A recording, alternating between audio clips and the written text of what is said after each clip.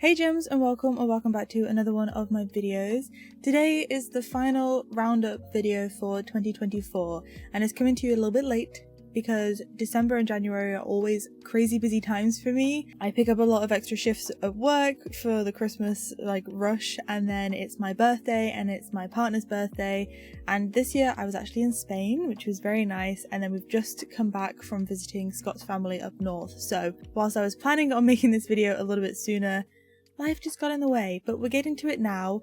I mean, last year I didn't even post my final video for the year. If you guys are still interested in seeing that, please let me know.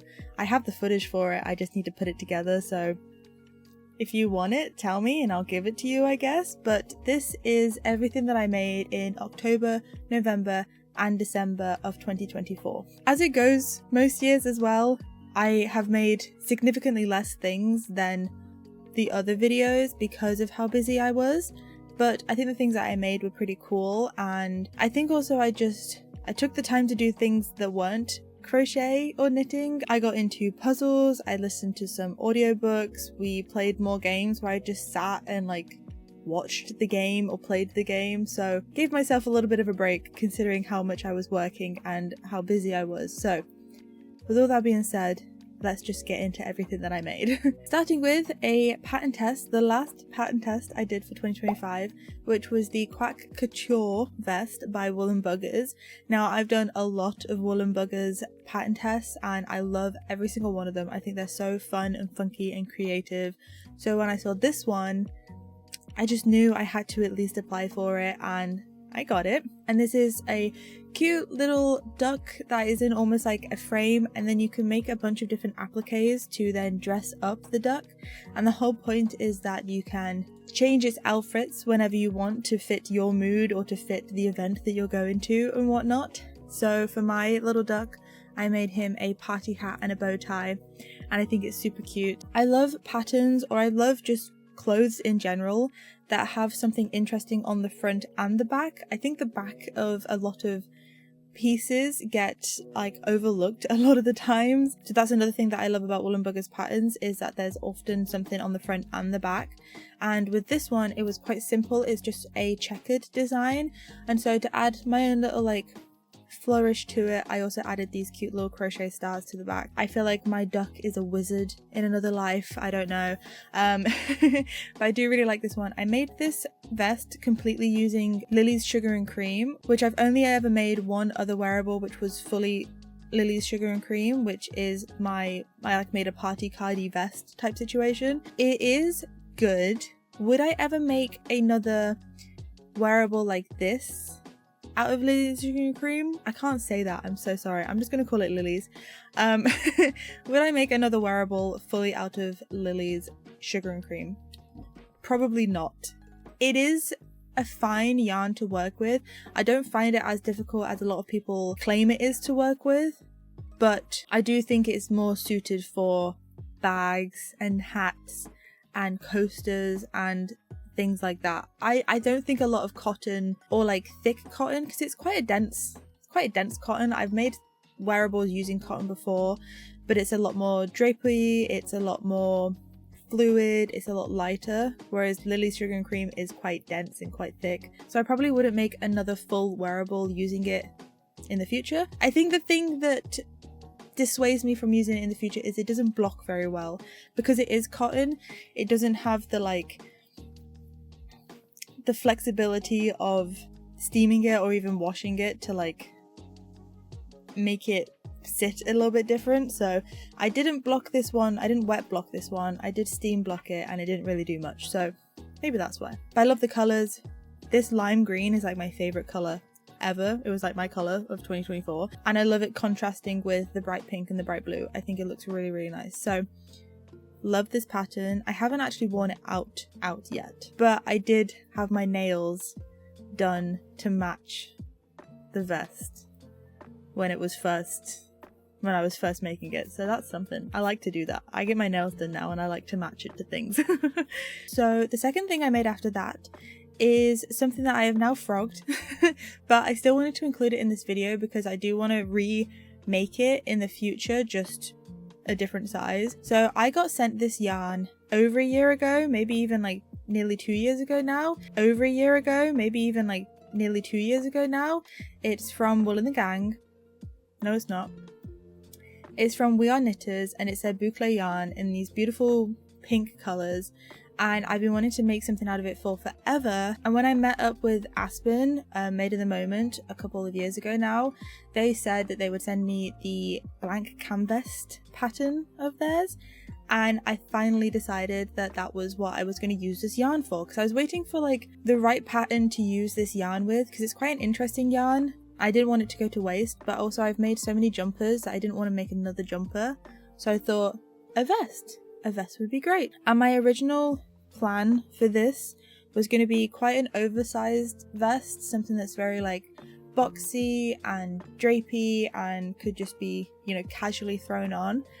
And I made like 90% of it, everything except for the ribbing on the armpits. And I was putting it on and I was looking at it and I was like, this fits really, really bad. I've done something really wrong. And I think it was a mixture of giving myself too much tolerance on the width of the vest to the point where it just was unflattering. And also I sized up with my needles thinking it would give it more of like a flowy, like casual vibe, where in reality that this yarn just isn't really catered for that, I don't think, unless you're gonna go like super big and make it super like loose and holy. This is a picture I have of it, and I think I have a video that I can throw in as well, but I have since frogged, and I think I want to make this again, make the blank canvas again, but fitted more like the next vest I'm about to show you, because I don't want this yarn to go to waste. It's a beautiful yarn, and yeah, I'll use the right size needles this time. So the next piece is very exciting because it has a pretty cool story to go along with it. I've been listening to an artist called Mxmtoon since 2019, and I've been listening to their music all through uni, through coming home, through my like young adult life, I guess, and their music means a lot to me. There's a lot of things that I relate to in their music and the storytelling and whatnot. In November, she was releasing her new album called Liminal Space. So excited for it.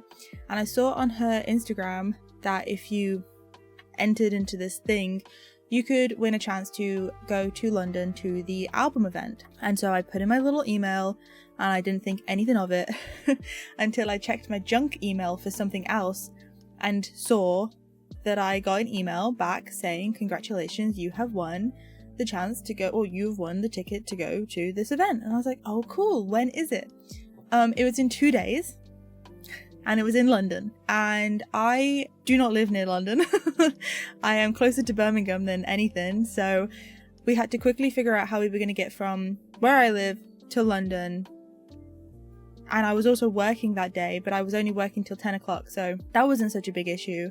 But the event was at 3, so we had to figure out how I was going to get home from work, and then from work all the way into London by 3 o'clock, which was fine because we'd actually not that long beforehand had to go into London to get Scott's visa. We had to go to the American embassy so he could get his visa for his cruise job. So we kind of already knew how to get into London, so that was fine.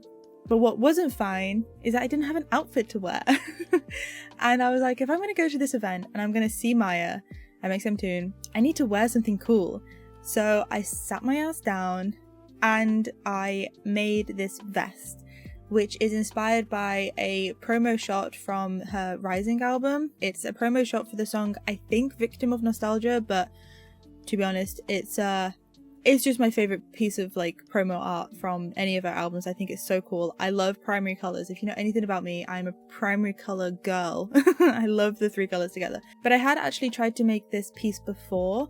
I was planning on making it as a cardigan, and this would be the back of it. But this was back when I didn't really know much about tapestry crochet, and I was still getting into it, and I was very overwhelmed by the idea of having like more than 2 colors in a piece of work, so I abandoned it, and it's been sitting in my box for all these months. This is the vest and I absolutely love it. It's a very simple design, but it's giving like pop art. I think the simplicity of it makes it really cool, and so I crocheted the whole body, and then the ribbing is all knitted, which was quite fun as well, and it actually went faster than if I'd have crocheted it. I don't know why, but knitting ribbing for me is actually faster than crocheting it. I think it's just because it's a little less tedious, but anyway, I digress. And I whipped this up in probably less than, well, it was definitely less than 48 hours. It was probably less than 36. Like, I woke up, saw the email, said, okay girl, let's get going.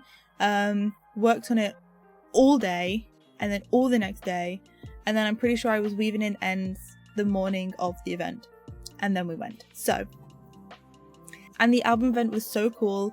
We also got to go to this in conversation, which was like a little interview with her beforehand. We didn't ask any questions in that part. It was purely this other girl talking to Maya. But we went in, it was at the Red Bull Gaming Sphere, so that was pretty cool. Unlimited free Red Bull. I had been up since 4 o'clock that day, and I knew I wasn't getting home until about probably 2 or 3 in the morning, so you know I took advantage of that free Red Bull. We went in and I said to Scott, I was like, should we sit right there, like at the front in the middle? He was like, yeah, why not? And I sat there, and then Maya came in and I was like, this is so cool. And then she sat down and I was like, why the frick am I sat right at the front in the middle? Why did I do that to myself? It was one of those things where it's like, I know why, because this is like a once in a lifetime opportunity and I wanted to have the best seat in the house. But then also I was like sat there with my arms crossed against my chest, like, don't look at me, please don't see what I've done. Like, it was kind of embarrassing. She was asked a question like, what's your favorite part of touring? And she was talking about how she loves seeing all the people and meeting everybody and like interacting with people and seeing what people make, because she talks about how people have made her friendship bracelets and stuff like that. And then she like pointed at me and she was like, or making things with my face on it. I couldn't stop staring at it, and I was like, oh. And it was one of those moments like when it's exactly what I wanted to happen, but it's also kind of embarrassing. I think we can all relate to that. But no, it was really lovely. And then we went and we had coffee with some of the girls that we had met at this like little conversation part. And then we came back later for the actual album event, which was interesting because they had even more things. They had a friendship bracelet making little section, which was really cute. They had a lot more people there as well. I don't know if we just got lucky or if everyone was invited to the interview part at the beginning, but just people couldn't make it because it was like kind of last minute. But there were a lot more people at this second part than there was at the first part. And oh, I should say as well, before this album event, like right after the interview part, she like was walking around and Maya was talking to everyone, and there was a photographer there called Marika, and she was just so funny, so lovely. And she came up to me and she said, please can I get a photo of you in your vest? I said, oh my god, absolutely. And she said, and I'm going to get Maya because I want her to have a picture with it too. And I was like, oh no, this is like too much. Marika took a picture of me and she took a picture of me and Scott, and then Maya came over and we got a picture together. So this is the pictures. And I was just absolutely like, it's one of those moments where you meet someone who is so influential to you and means so much to you, and you don't want to look like a fangirl, but you also want to make sure that they are, you know, that you acknowledge how much they have like helped you. So I was trying not to be too gross, but I think it was really nice. Me and Scott spoke to her about her music. We had a lot of questions about her involvement with Underscores, because April from Underscores wrote or co-wrote I Hate Texas with Mxmtoon. We were like, that's crazy, that's a crossover we never expected. So I think that was really nice. And then afterwards, because it's at the Red Bull Gaming Sphere, there was a bunch of computers and like switches and games and stuff that you could just sit down and play in the meantime. So me and Scott sat down to play Overwatch and Fortnite, which I have never played in my entire life. And then Maya came over and was like, oh my god, can I play Fortnite with you guys? So Scott and Maya actually played a game of Fortnite, got a victory royale, and it was just such a fun, surreal kind of experience. It was so cool though. But anyway, getting back to the album event. Yeah, at the actual album event, they had sandwiches and like even more brownies and even more food, this friendship bracelet making session. And we kind of, because we'd already been to this first part and we'd already met Maya and we'd already like had our experience, we kind of sat back and just enjoyed all of the amenities. We sat and did the friendship bracelet making bit for quite a while. We had a sandwich, we had a Red Bull, we sat and we spoke to these girls that we'd made friends with. And then instead of rushing to get a seat at the front, we just sat at the back, and it was lovely. And she sang Rain and Prom Dress, and then we got to listen to 4, songs off the album, I believe. 2 of which made me cry, one of which still makes me cry to this day, which is Now's Not the Time, so if you know, you know. But it was lovely, it was just so nice, and I'm so glad we got to go to that first like in conversation part, because she didn't come out after the singing and the songs. She left, so I was like, okay, cool, we had our thing, and now we get to just enjoy Mario Kart with all these other Mxmtoon fans. It was quite nice. But yeah, all that rambling to say that I made this vest for this Mxmtoon album event, and we met some really lovely people, and I am going to her show in Manchester next year, or this year I guess. I do have a spare ticket, so if anyone wants a ticket, just one ticket to Manchester, hit me up. Me and Scott were gonna go, but he is on a boat, so I have no one to go with. But anyway, okay, now to talk about the next thing, I guess. I hope that was cohesive. I have no idea if it was or not. Okay, so the last crochet wearable that I made was my Wicked cardigan. I have a whole YouTube video showing you guys the process of me making this Wicked cardigan, then the trials and tribulations that went with it. So as I said in that video, I've been a fan of Wicked since I actually think I figured out I was 13 when I went to see Wicked at the Apollo Theatre in London. Me and my mum went, and then I went again when I was 19, and so I've been a huge fan for almost 10 years of my life, 11 years of my life. And so when the movie was coming out, I was like, this is incredible. I've been wanting a Wicked movie for years, we all have, and it's finally happening. So me and mum went to see it on opening night, and I wanted to make an outfit for the cinema. You know, I wasn't invited to the premiere or anything, but if I'm gonna go to opening night, I may as well have a nice outfit, you know? So I decided to make this half pink, half green, little almost varsity style jacket is what I was going for, with the word Wicked on the back. And the big thing about this cardigan is I embroidered the letters, which was... it was an experience, to tell you the least. I went through so many spools of thread, so many pieces of fabric, trying to perfect the embroidery for this, and I'm so glad I did, because I now know how to use my embroidery machine properly. Thank you, it's only taken me a year to do so. But if I was to do this again, I would choose different fabric. I would adhere it onto the cardigan differently, and I think that's about it, to be honest. I think everything else went pretty well. I love the construction of this cardigan. It's just my bottoms up jumper but as a cardigan instead, and it's obviously got this cutesy little collar as well. That's the first time I've done like a pointed collar, and it actually worked out very nicely.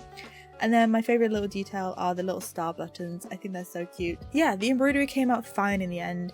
It's just the letters are fraying ever so slightly on the edges, and I think that is because I chose the wrong fabric. If you are interested in seeing the whole process, like I said, I do have a YouTube video on me making this cardigan. Please check it out if you have a spare like 30 minutes. I don't know how long the video is. But now this is not crochet or knit related, but I just wanted to share with you like a new skill, I guess, I got for 2024, and I loved making these because I had perfected my embroidery machine. I wanted to make some bunting for my nieces in the family. Now the only other bunting I've made before is this bunting that you can see in the background, and it's not perfect. The letters are not central at all, but I wanted to make something similar for, like I said, my nieces, but to make it easier on myself to get all the linings up, I did like triangles and squares. So the letters were on the squares, and then in between the squares were like patterned fabric triangles. So I started off with these three, don't know where they're gonna go, for my three nieces, and I think they are so cute, they're so sweet. I tried to match the fonts and the patterns to their personalities and to like their bedrooms and stuff like that. And so because I made those three, I was like, oh, this is actually really fun. Mum, how many children do you know and what are their names? So I went and made, how many more did I make? I made 8 in total, so I made another 5 after I'd made my 3 nieces bunting, and I had so much fun. I went to this fabric shop near me that just has reams and reams and bolts of different fabrics. Every fabric you could ever possibly imagine is in this warehouse, and I had so much fun just picking out all the kids' different fabrics and like then going to work and picking out the threads to go with the fabrics. So these are all the different buntings that I made. Again, not crochet related, but I wanted to put that in there as something that I did do because I want to learn new skills. I want to learn more skills during 2025. Okay, I've just realized the time and I need to leave and be somewhere in about 45 minutes, and I've got to talk to you about all of my my square weeks. So let's see how fast we can do this. Right, so on to the last thing that I did for 2024, and it's the big boy. I finished off my square week blanket. Yes, round of applause. Thank you very much. I finally finished a year-long project in the year. Can you believe it? It was kind of a wild like last month of the year because I was posting 3 times a day in order to get all of the squares out before the end of the year because of how far behind I was in making the squares. Anyway, let's talk about the squares. Week 39 is inspired by The Matrix because we watched all of the Matrix movies. Are they good? The first one, very good, but like all good things, they deteriorate over time, and I think they get worse and worse as you go on. But they're a bit of fun. They're a bit of fun, aren't they? So this is kind of the Matrix from The Matrix. I do love how this square came out. I think it does look really nice. Week 40, me and Scott went to Legoland to celebrate our 5-year anniversary. Had a fabulous time. Would recommend going during school time on like a Thursday afternoon, which is what we did, so that there are like no kids around, there's no lines, there's no like anything. So that was really nice. We had a good time. We stayed at their new woodland village, which is very Animal Crossing coded. If you want to know more about that, I do have a whole vlog of us going to Legoland, so you should go check that out too. I don't know, I would if I were you. Week 41, we played the Silent Hill 2 remake. Yes, the Silent Hill 2 remake. Thought it was a great game. I've watched Scott play the Silent Hill games in the past, but I've never actually like been conscious, like I've never consciously watched him play it. I don't know what I'm trying to say. You guys know I love to watch Scott play games, but this one I was like, it was there and I was doing my own thing, if you get what I mean. But I actually played this one with him and I thought it was good. Is it the best like horror game you've ever played? Like horror puzzle game? No. Me and Scott just played a game called Lorelei, which is not a horror game, but it is a fantastic puzzle game. It's called Lorelei and the Laser Eyes. Probably one of the best games that we've ever played together ever since like we played Edith Finch. I think it's like probably just below Edith Finch for me. Such a beautiful game, made me cry at the end, had a lot going on, so it wasn't just the game that made me cry, but you know, it is what it is. But Silent Hill is fine. It's a fine game. I think we've realized that we love puzzle games that are like, the puzzles are actual puzzles and they have like links to the other puzzles and you need to figure out this to figure out that, and they link together and everything like accumulates into this one big thing. Whereas a lot of like Silent Hill and Resident Evil, you have a puzzle, you finish the puzzle, you move on. There's a lot of that. But I thought Silent Hill was fine. I think it was fun. So I did the little like save screen from that. Very simple. Week 42 was my mum's birthday, so I wanted to make a square to represent her, so I chose Rupert the Bear because she absolutely loves Rupert the Bear. She's been collecting the annuals, the Rupert the Bear annuals, since she was very, very young. Every time I go into a charity shop, I try and find one that she doesn't have. We made her a poster last Christmas, so not the Christmas just gone, the Christmas before, of the entire like Rupert the Bear annuals collection up until 2020, and every time we find a new one we cross it off.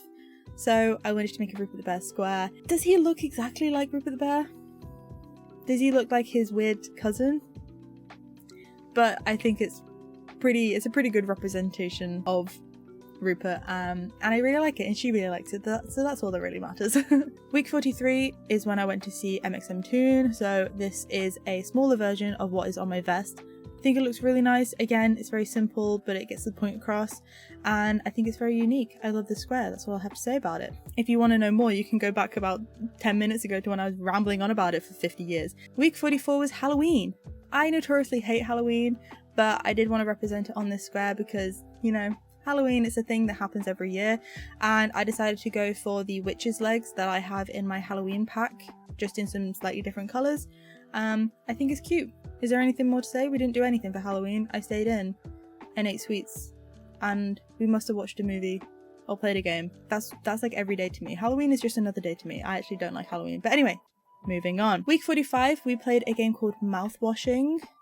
Now, if you want to know more about our thoughts on mouthwashing, go and watch my week 45 like short or reel or TikTok, whichever platform you're on. It's a great game. Scott describes it better than I do, but is it a horror game? Yeah, a little bit. Psychological thriller.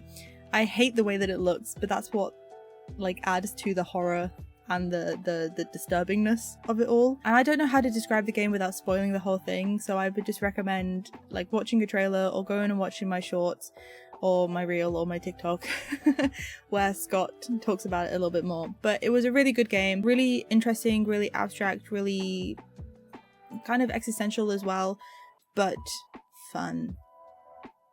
It's not fun in the like ah ha ha ha, it's fun in the sense that it makes you think. You know what I mean? We love a good game that makes you think, you know? Moving on to a game that doesn't really make you think, or makes you think in a different way. Tetris. This square, a game called Tetris Forever came out, which is kind of like, it has old school Tetris, I believe, and then in between the games it has like documentary sections on the game's history, which I think is really interesting. Scott played it, thought it was a bit meh. It is what it is, but because of that we played a little bit more of Tetris Effect, which is probably mine and Scott's favourite Tetris game. It's so beautiful. We have 2 of the songs from the game we have in our like Spotify rotation. They're just such beautiful songs, and it's just so visually nice to look at. But then we also watched the Tetris movie, which we've been meaning to watch for a couple of years now, but yeah, thought it was pretty good. Thought it was an interesting film, thought it was entertaining, and that was kind of like, got to the end of the week and I was like, what did we do this week? And Scott was like, Tetris, and I was like, you're so real for that. I do kind of wish that I'd done a Tetris from like Tetris Effect or something, but that game is kind of hard to represent. The Tetris pieces don't look like a traditional Tetris, so I went for a more traditional Tetris. Someone commented on my Square Week video for this week saying, looked better before the grey, and I was like, okay, well, it's not your square, it's my square, and I wanted the grey, so suck a toe, I guess. Anyway, moving on. Week 47 was Wicked. It was a Wicked week, so I did a square that represented Wicked. I just did the half and half pink and green again, and then I made an extra embroidered W to stick onto it. I do want to remake the W because I think it's a little bit small, so I want to make a slightly bigger W, but this is what we have for now, and I think it looks cute. That's all I have to say about that. Week 48, Bunting. Bunting, bunting, bunting. So I made this square that has a bunch of bunting on it. It's not my favourite square. It's kind of boring. I don't know how else I would have represented it. Maybe I should have just done one big triangle with like my initial on it, but I don't want to do that either. So this square is kind of a throwaway square, which is kind of, you know, which is kind of upsetting, but you know, it is what it is. Week 48, I did a bunch of bunting. You guys know that because I just spoke to you about it. Let's move on. Week 49 was all about puzzles. Now, I got into puzzles because of a YouTuber called Karen Puzzles, and if you don't know about Karen Puzzles, you need to know about Karen Puzzles. You need to go watch all of her videos right now. And I got into her videos because of the International Jigsaw Speed Puzzling World Championship competition, or whatever it is, that she was in. So, I watched all of those videos, and now I just watch every single one of her videos. I think she's so funny. I love her so much. I just think she's so genuine. I just want to be her friend. I just applied for a competition, and one of the questions was, if you could have dinner with 3 people dead or alive, who would you invite?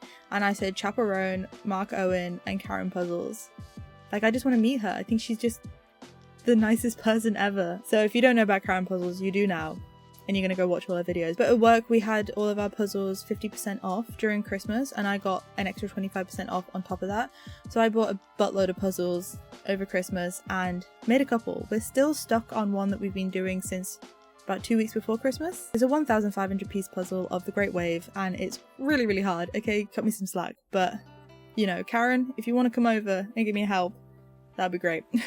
Week 50, me and Scott went to a board game cafe, which I'm not going to say the name of because I don't want to dox myself, but it's one of our favourite board game cafes near us, and we went obviously just by ourselves, and sometimes it can be hard to find like 2-player games. The people in there are really good at helping you out, and obviously Scott knows a bunch of games, so I'm just sat there like, yes, okay, what's next?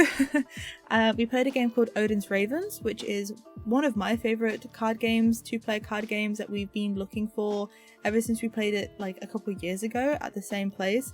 We couldn't remember the name of the game, so we've just been going into places being like, do you have a game? And it's like 2 players and the cards are really long and you have these little like bird tokens and it has something to do with Loki, and everyone's like, what are you talking about? Turns out the game's called Odin's Ravens and it's really good. So we played that, we played a couple of the 2-player games, but the one game that we always play every single time is called Patchwork, which is a cute little like competition game where you have a bunch of buttons, which are your coins, and you spend your buttons to buy pieces of a patchwork quilt that you then have on your board, and you have to fill up the board with all these different shaped pieces, so you have to be very strategic about which pieces you want to buy so that they all fit together properly, and then whoever has the most points wins, obviously. It's really cute for a little crafty girl like me, so we always play that one. It's a really fun game, so that's what this square represents. This is kind of like the button from Patchwork. I love this square. I think it's really, really cute. It makes me want to make a blanket that's like just a big version of this. Moving on, week 51. Now, I kind of messed up the weeks for my square week blanket, I think. But essentially, I have kind of like skipped a week because technically I should have like Christmas as one square and then like New Year as another square. But I didn't really want to do that. So I kind of merged Christmas and New Year together so I could have one final square at the end, if that makes sense.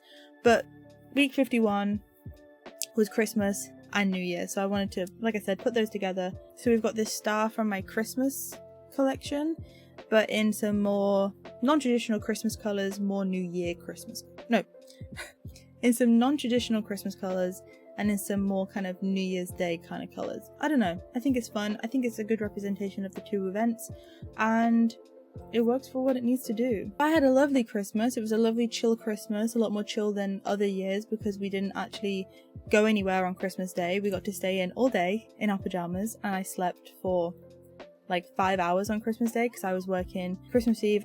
I'd worked the day before Christmas Eve and Christmas Eve, and then I was working Boxing Day and the day after, and I was working New Year's Eve, so I needed my rest. And then on New Year's Eve, I think I fell asleep at about 9 o'clock, and then I'm pretty sure Scott woke me up to take me to bed because I fell asleep downstairs, and I didn't wake up until the next day. Like, I completely missed the ball drop, I completely missed the countdown, but I think all 3 of us did. I think we all just fell asleep and like woke up the next day and was like, Happy New Year! So that was nice as well. Just a really chill holidays, which was very nice. And then the final square. The final square, I decided to recreate my logo, which I think was really cool. It was a nice little like full circle moment. I wanted to make it rainbow and with the non-binary colours to make it really representative of myself, and I love it. I love how it came together, and I think it's a nice little like ending for the square. I have actually crocheted all of the squares together, but I don't think I'm going to show you the whole thing right now. I think I want to make a separate video going into a little bit more detail about like how long it took me to make this blanket, and like do a little bit of maths on how many stitches and whatnot that happened, and kind of give you not a ranking, but like tell you some of my personal favorites and maybe some of my least favorites. So if you are interested in that video, let me know. But I think I want to do a little bit more of an in-depth like talk on this blanket and whether I advise you to do one for yourself. I guess I'll just say this now. Please do not do a year-long blanket. Temperature, mood, film, TV, square week. Don't do such a huge project if you are kind of like me, and if you fall behind by just a couple of days, you feel like everything's just gonna fail. Don't put that pressure on yourself unless you are willing to fall behind and then just do the work to catch up, because it was a lot of stress at the end of it. And I guess my situation might be a little bit different because I make content out of this. If you're just doing this casually for yourself, it might not be that big of a deal, but like, give yourself some grace if you are going to do a year-long project, because it is a big task, and it's, you know, you have to keep track of everything, you have to make sure that you don't forget, you have to, you know, keep on top of it all. It's a lot. So I'll just say this now. do it at your own risk, you know? But that is everything that I made in October, November, December of 2024. And before we go, I just want to talk about goals for 2025, because I know a lot of people do set themselves some goals, especially within the crafting community. I did that for 2024. No, I didn't. For 2023... 2024? How long have I been doing this? I did a bingo card one of the years, and I tried so hard to fill in that bingo card that I ended up not doing any of it. I did this year-long project last year, and by the end of it, got super overwhelmed. And so this year, my goal is to have no goals. My goal is to just have fun. My goal is to learn new crafts and to take my time doing the crafts and not worrying about creating so much stuff, because I have a lot of stuff. Yeah, I think my goal is to just chill out and just have a good year. It's going to be a weird year because Scott is going on his cruise job, so I'll be by myself for 7 months. Obviously I'll have my mum, but like I won't have Scott for a long time, so it's going to be a really weird period of time then, and I need to keep myself busy doing like lots of different things, but I need to like just chill out, just enjoy what I'm doing when I'm doing it, and not worry about making stuff for the sake of making stuff. Do you know what I mean? Do you know what I'm trying to say? I have some like secret goals. I have some, maybe not goals, but just things that I want to achieve this year, and if not this year, just like at some point. So I have some projects that are on the back burner that I would like to do, but apart from that, I have no goals. Try not to put that pressure on myself, and like I said, just gonna enjoy myself, just gonna have a fun time, hopefully. So with that all being said, thank you so much for watching and listening to me whilst I ramble on about crochet for probably too long. I hope you all have had a wonderful 2024. I hope 2025 is kind to you, and remember to drink some water. That should be your goal. That should be everyone's goal, is to drink more water. Get yourself a water bottle and fill it up every single time you drink it all. I don't know what I'm saying. I've been speaking for too long. But without further ado, I will see you guys in the next one. Have a great rest of your day, night, or evening, wherever you are. I need to stop looking at myself and start looking at you guys. And have a great rest of your day. Bye!